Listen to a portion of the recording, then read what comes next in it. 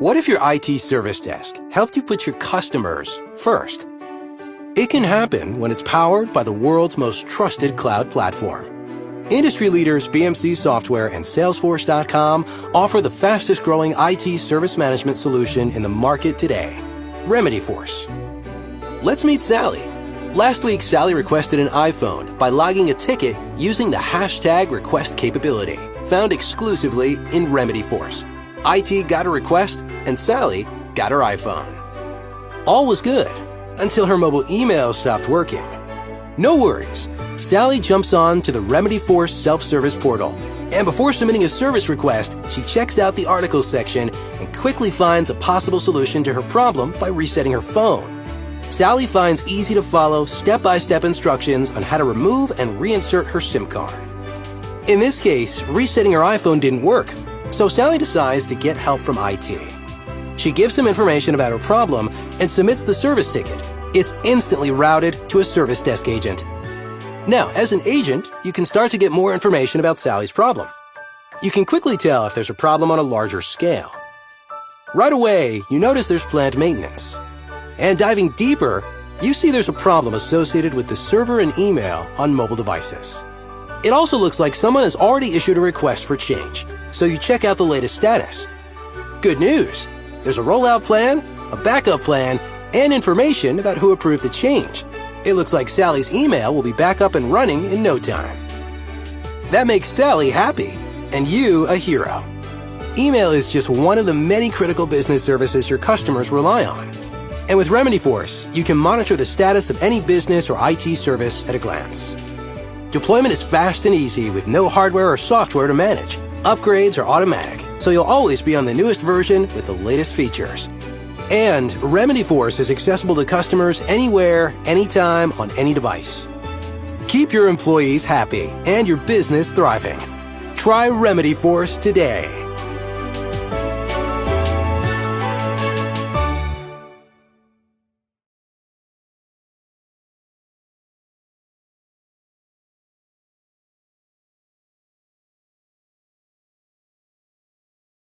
Hello there. Thanks for joining this little webinar of mine. I'm Mark Smalley. The date of the conference, the webinar, is the 18th of February, but actually it's the 17th where I am, because I'm broadcasting from Las Vegas, where I'm attending the Pink Elephant Conference. And just to give you a little local flavor, I'm going to share my screen with you and share the great view I had from my hotel room a couple of hours ago, the sunset over the mountains just outside Las Vegas, where I've been touring around for a bit, but at the conference today talking to some lovely people like these folk here. So that's by way of a short introduction. Now I'm going to start with my presentation, which is going to be a very reflective presentation. Oh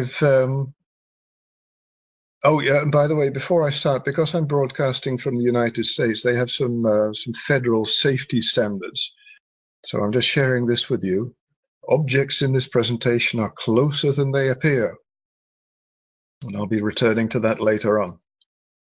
And this reflects the reflective nature of the presentation, because I realized that I've been presenting a fair bit recently. These are the places I visited in 2013.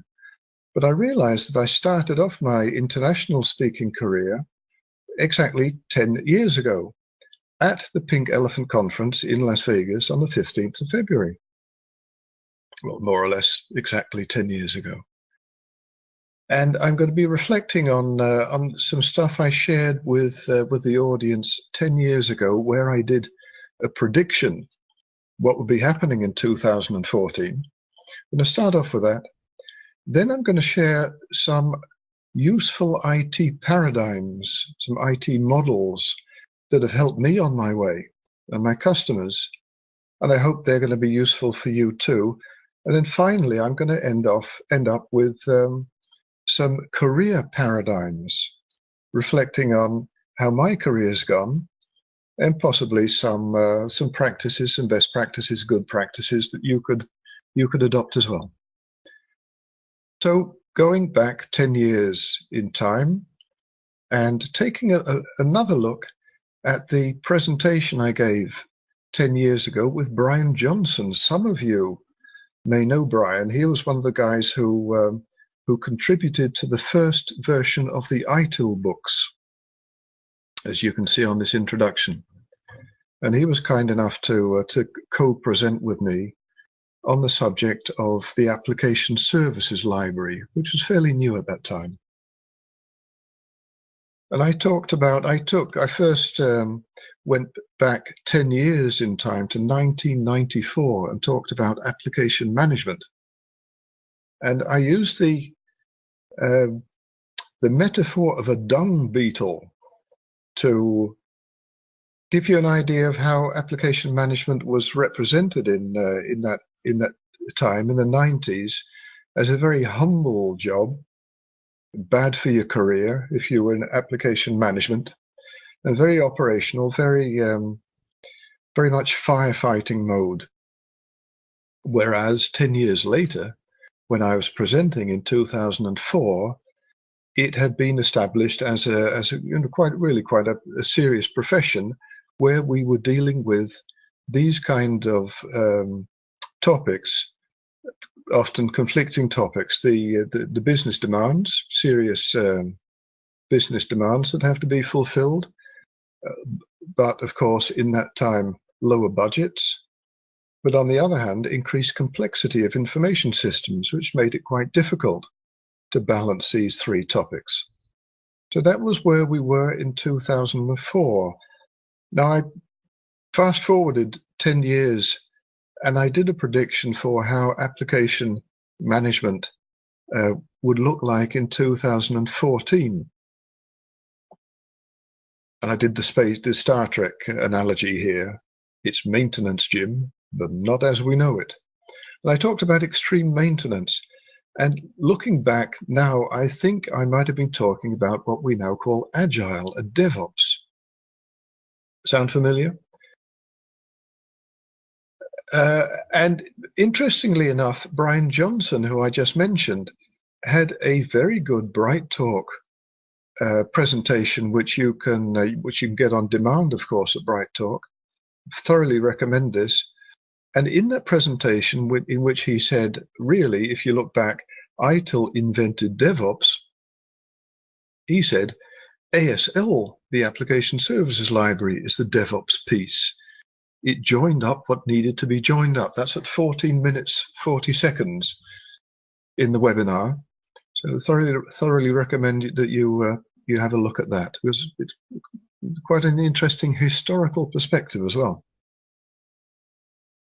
And if you're not familiar with the Application Services Library, ASL, here's a very quick overview of all of the areas within application management, whether it's about application support on the operational side, or changing the application, maintaining it, renewing it, or on the strategic level, determining the future strategy for the applications, or in this depiction here, top left, how you organize an application management function, an application management department.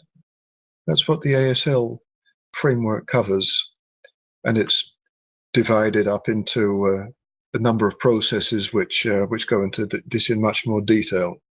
You can find it at the aslbslfoundation.org website.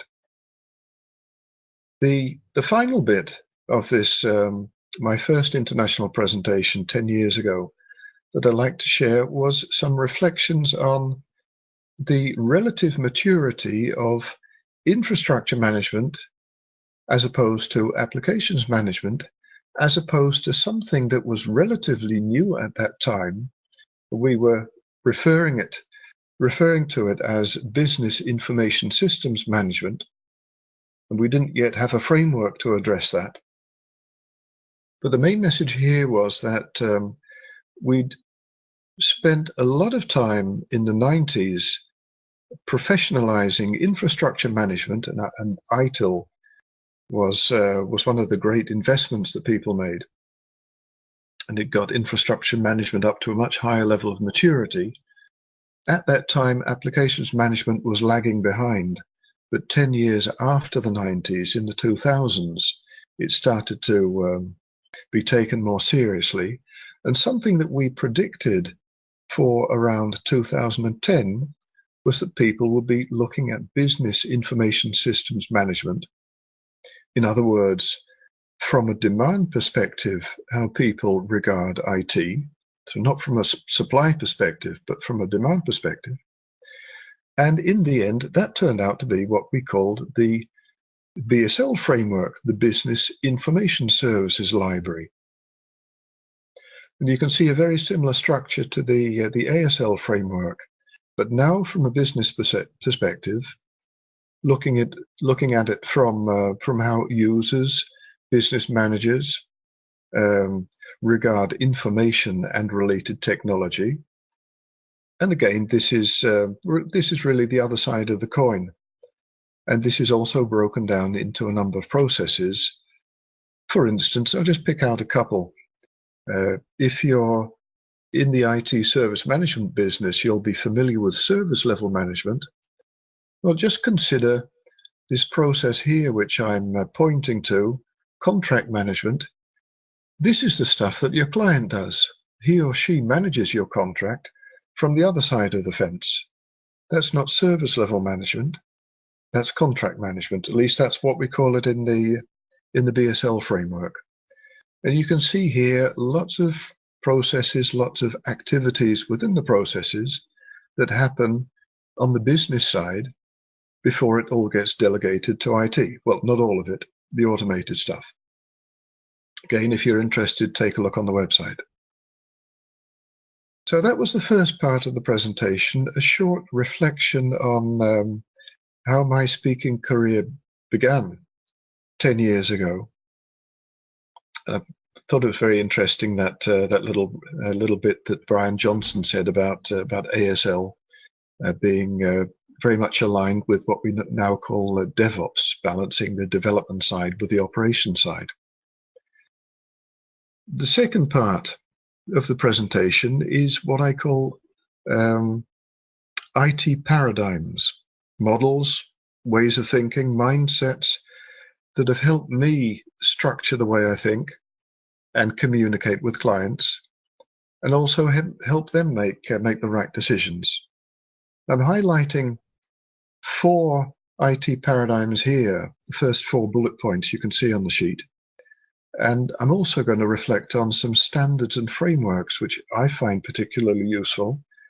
And finally, the last point here, a publication which contains 90 very pertinent questions that you could think about. No answers, just questions. This is the first of the 4 paradigms. It's the demand, supply, use paradigm. Many of us are familiar with thinking about IT in terms of demand and supply. The business wants something, that's demand, and IT supplies it. And you can see that depicted on this diagram here. There's a demand relationship between the users and IT. The business tells IT what they want. The IT organization, and whether that's the internal IT department or an external IT function, external IT suppliers, or a combination of both typically, that doesn't matter. But the IT organization builds systems, maintains systems, manages them, decommissions them, monitors them, evaluates them, which is all really part of the supply part, bottom right on the diagram here. So now, and this is, I think, where it gets very interesting, you can imagine we spent an awful lot of time and money on defining what kind of systems the business wants, that's demand. Probably spent more money on actually building the systems and managing and maintaining them. So then we've got the systems, but the question you should ask yourselves is, are your users actually using the systems effectively and efficiently? And are they getting the value out of the systems that was originally envisaged? And there was some very interesting research in the Netherlands, where I'm based, in 2012, in which the researchers, academics, discovered that there's a 7.6 productivity loss in organizations on average due to problems in IT. 7.6% productivity loss, that's real money.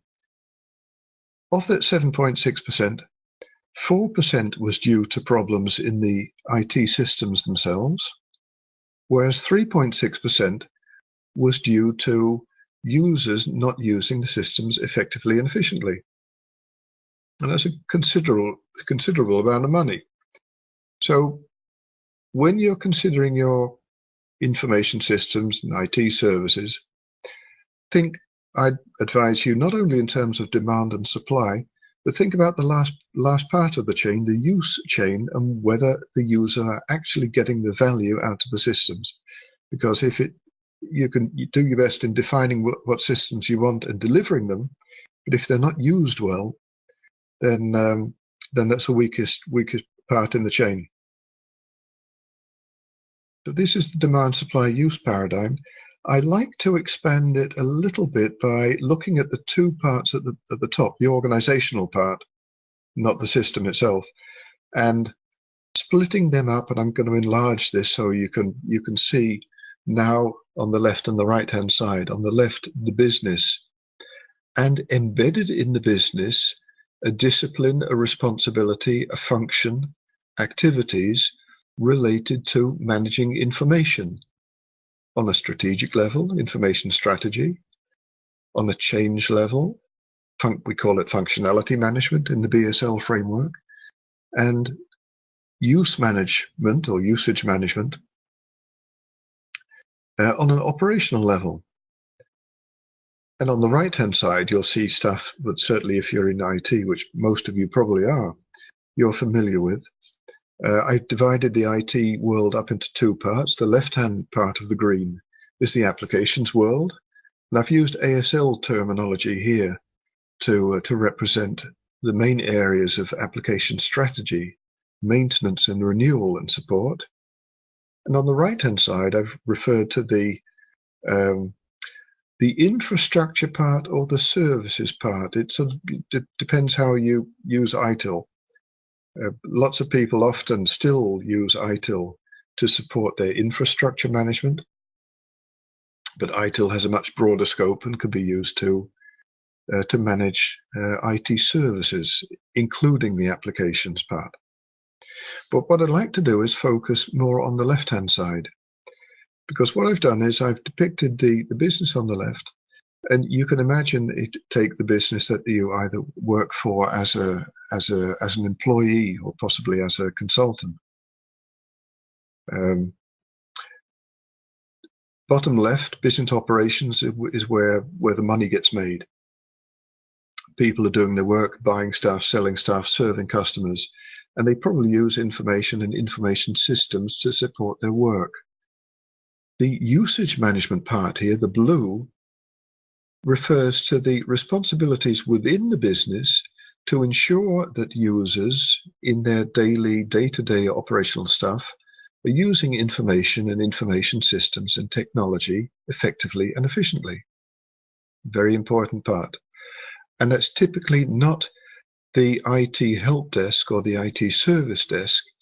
It's done by key users who know the business and know how systems are applied within the business. So it needs really a great degree of business knowledge to fulfill that function effectively.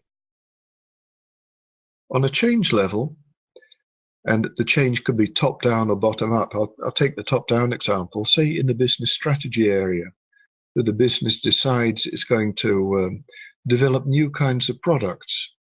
That will possibly, or for instance, a new way of engaging with their customers, for instance, by using social media. You'll have to think about, from a strategic point of view, how you're going to apply that technology. So that's reflected in your information strategy, which is translated on this picture to the right in what does that mean for our applications, and what does it mean for the infrastructure and for the services in general. Then, as this is a top-down example, the business strategy gets translated into a business project, changing how we deal, how we engage with customers, and there will probably be new functionality or changed functionality needed. That's what we call functionality management within DSL. And that, again, similar to the strategy part, is translated to the right in maintenance and renewal of applications, possibly new applications, but typically applications get adjusted, get modified, get changed. And it also reflects, also applies to the infrastructure when that needs to be changed. And on the operational level, in order to supply the business in continuity with the services that they need, you're dealing with activities like the application support activities within ASL and the service operational part of ITIL. So this big picture, I use it a lot to talk to customers about, to define what are we actually talking about? What areas do you want to change? What are you satisfied about? And I thoroughly recommend that you take a look at that. The second of the four paradigms I'd like to share with you isn't really about IT in particular, but I think it does apply to IT. And it's the Kinefin framework by David Snowden, who you can follow on Twitter. I've included a number of IDs, Twitter IDs of people, and you can find a great little video on YouTube. Just look for Kinefin framework, and he goes into this in more detail. But this is an instrument that made me realize that when you're in a particular situation, for instance, at a client or within your own organization, you could find yourself in 4 or 5 different states. And the fifth state, you'll notice in the middle, there's a little box, disorder. The other states are ordered. To the right, you've got either bottom right, simple ordered systems, or top right, complicated ordered systems. Both on the right hand side are ordered, whereas on the left hand side you've got complex systems and even chaotic environments in which you work.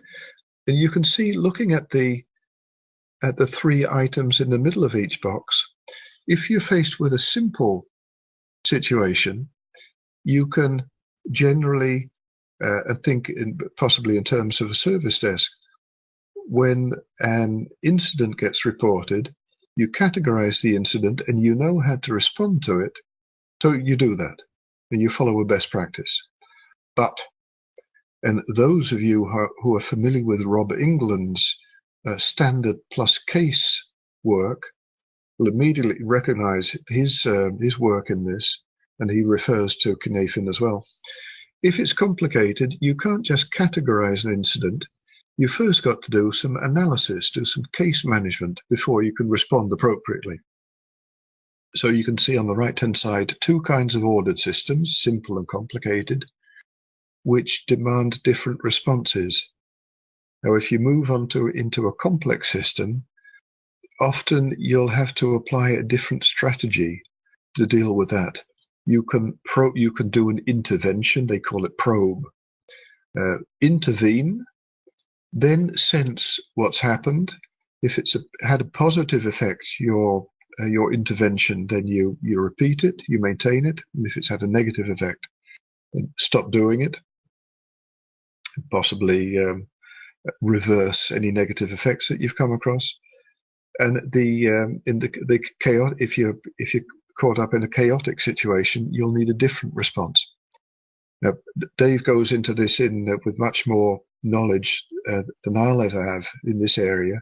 So I do recommend, I think it's about an 8-minute YouTube video, really insightful, and this insight will help you respond to situations at work, I believe, a lot more effectively.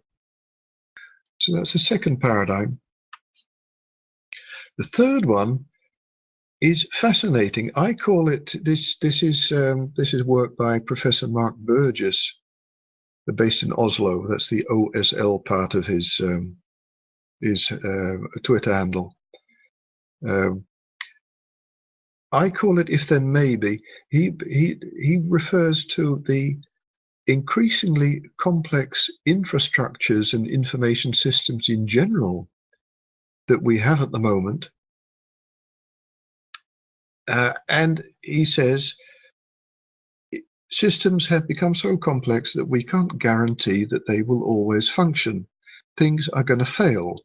So you have to organize yourself, realizing that things are going to fail, in order that you can deal with failure. And he calls one of his presentations is called Uncertain Infrastructures.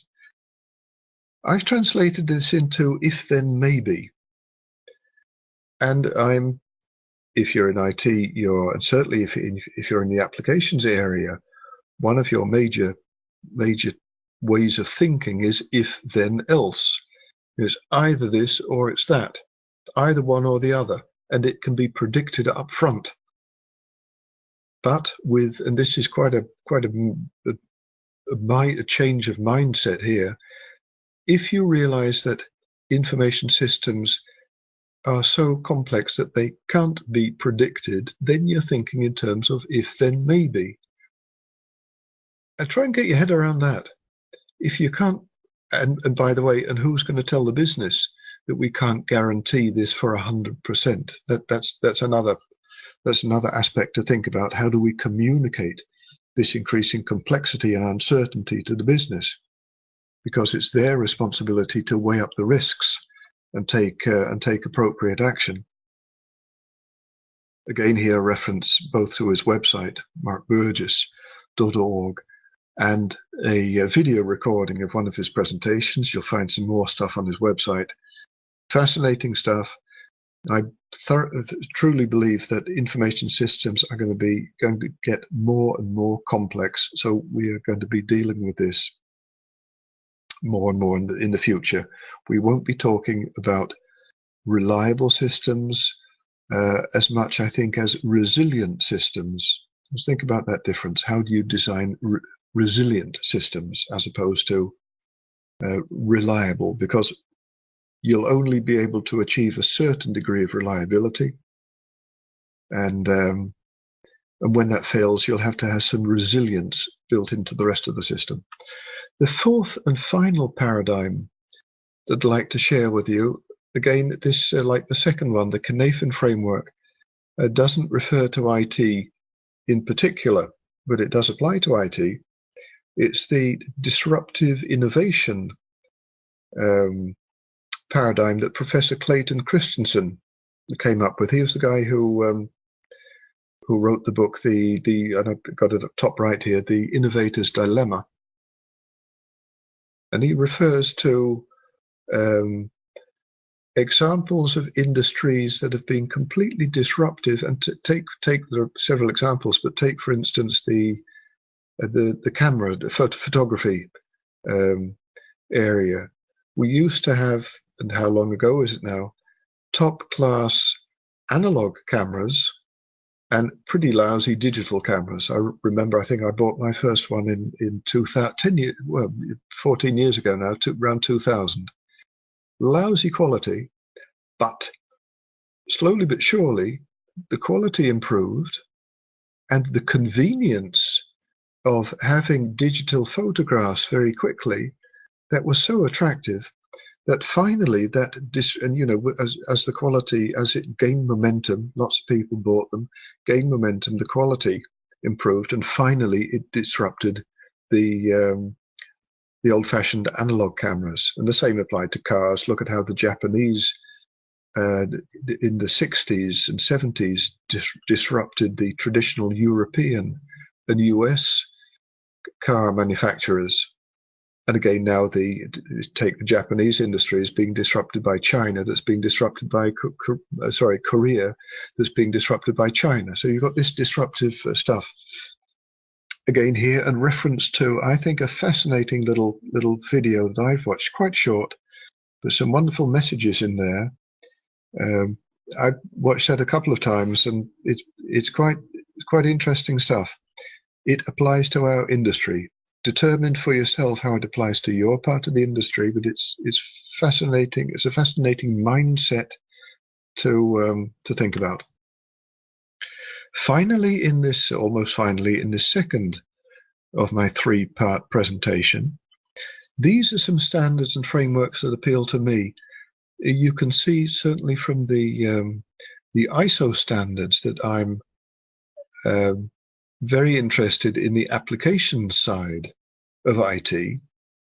The standards, the quality standards at 9126, 25010 refer to software quality, great collection of quality attributes, characteristics that apply to software.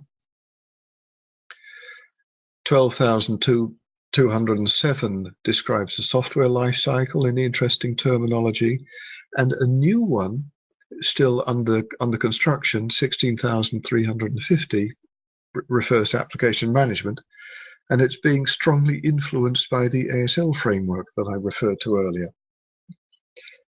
I just forgot to mention the first one, 38,500, governance of IT.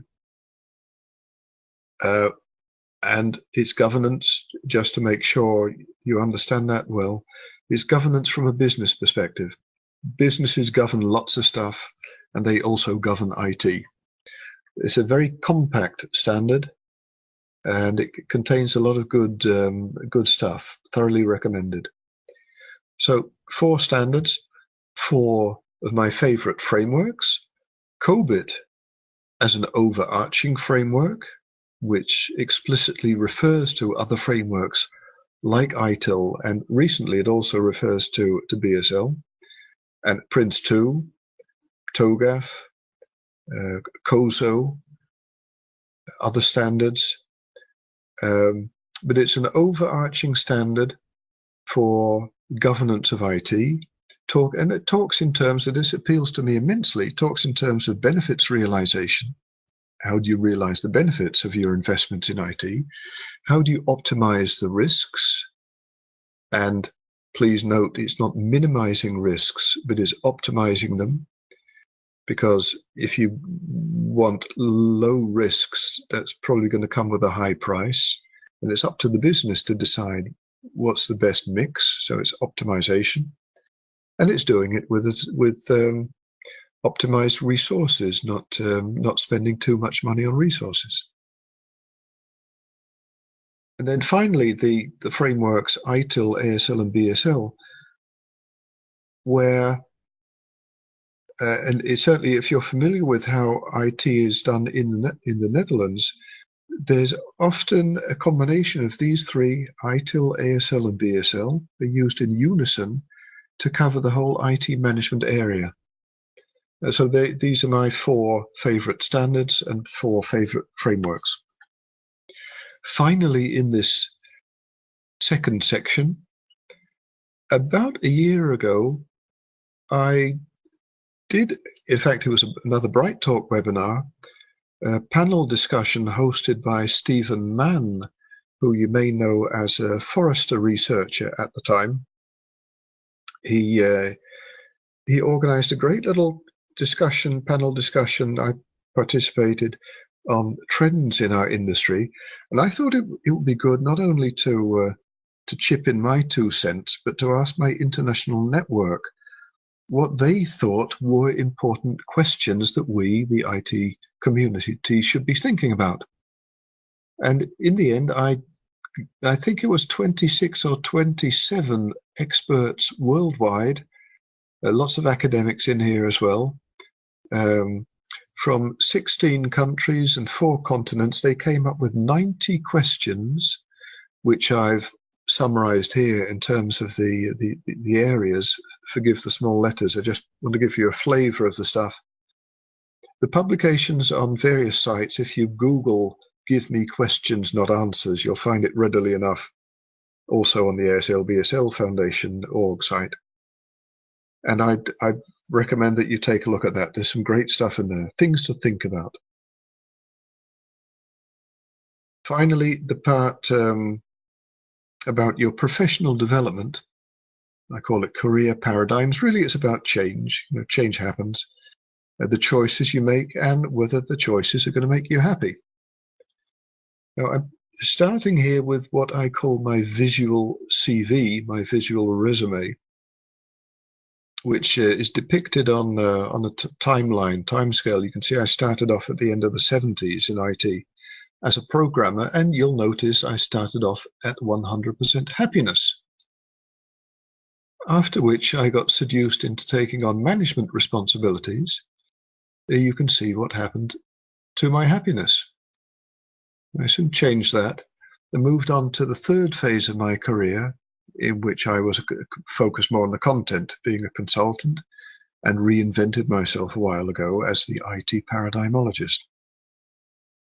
By way of introduction, I'm self-employed, Smalley.it, and I work for a number of companies, the ASL-BSL Foundation I've mentioned a couple of times, the APM group who do our independent certification of ASL and BSL, also one of Gaming Works' delivery partners for the bookstore business simulation. You may know Paul Wilkinson and Jan Schilt at Gaming Works for their Apollo 13 game and other games.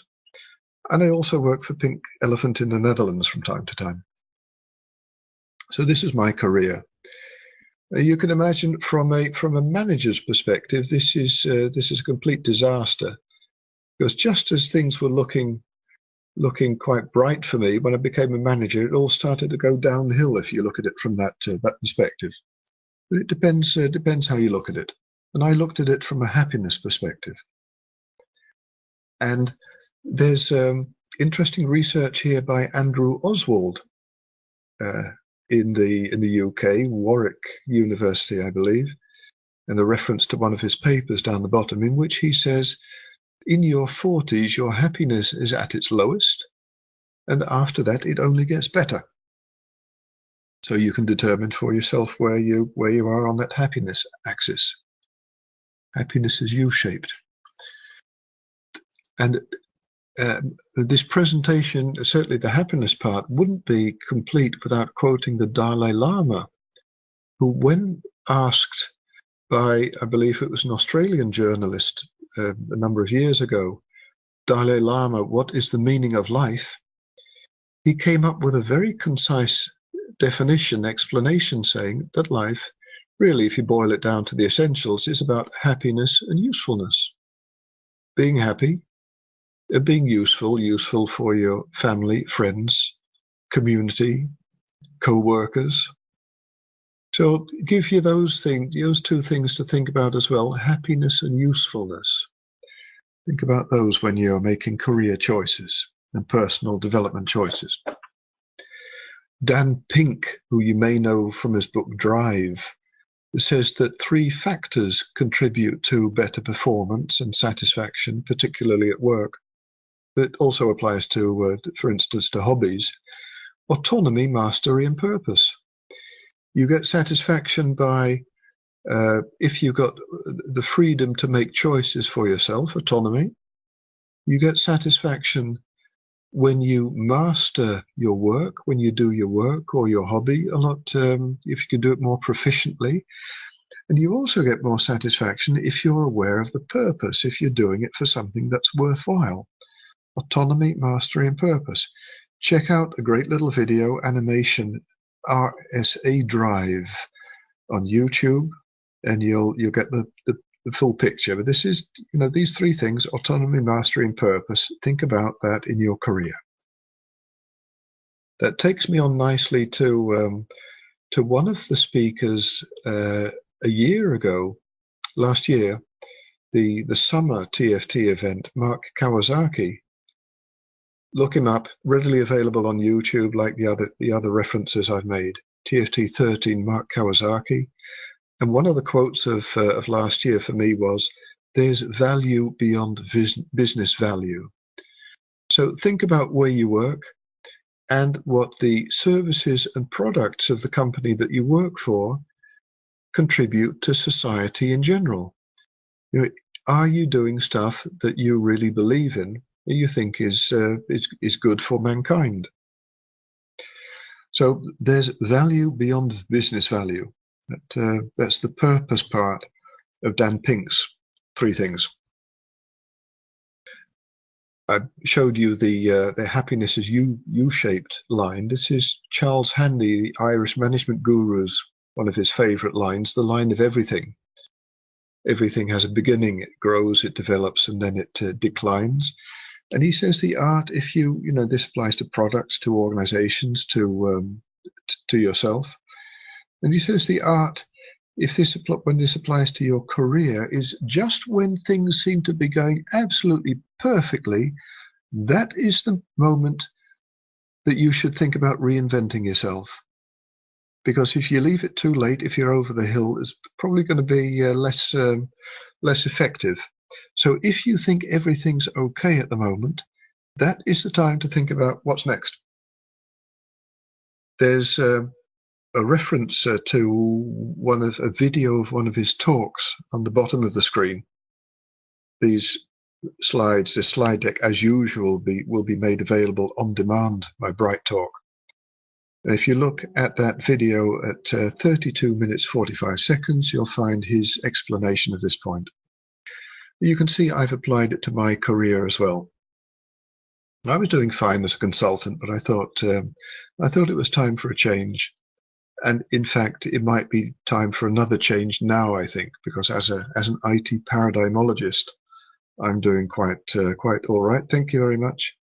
So that might just be the right moment to have a rethink.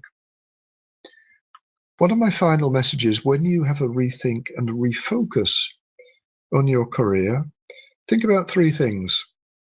I represent them here with three circles which overlap each other. On the left, the tick in the box, the check, refers to things that you do well, things that you're good at. That's the first one. On the right-hand side, the heart refers to things that you like doing, things that you're passionate about. And the dollar sign, we're in the United States, that refers to, is it valuable what you do?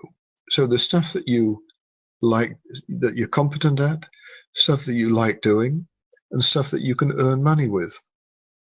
And if you look at the way these overlap, something that you can, probably you'd like to be at the ideal spot in the middle, the I there, things that you're good at, you like doing, you can earn money with.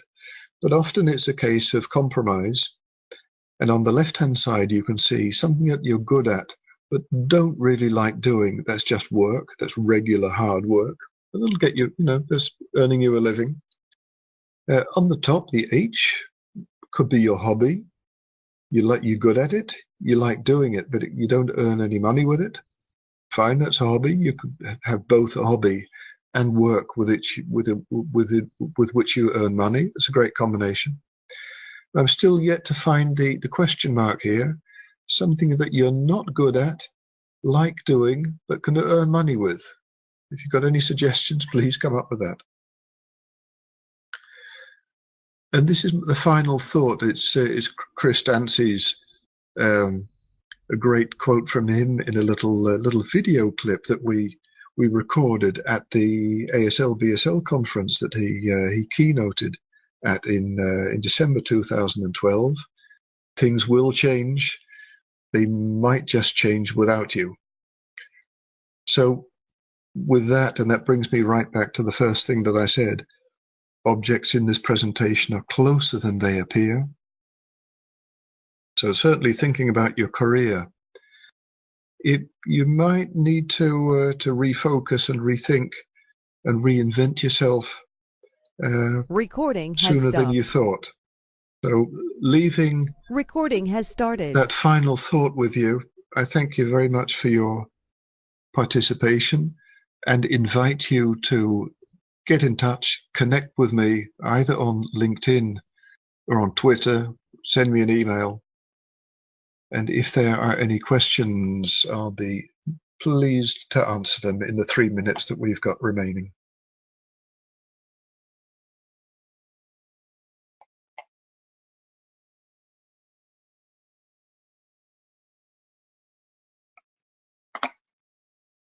Are there any questions?